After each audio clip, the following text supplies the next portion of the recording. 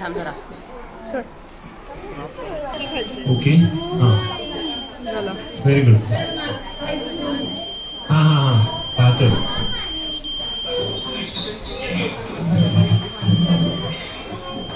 Very good.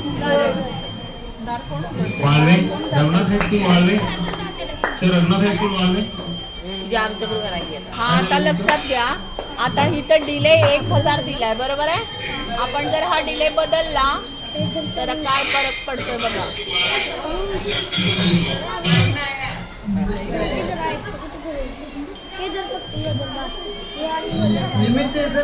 तू काय करतोय तिथं.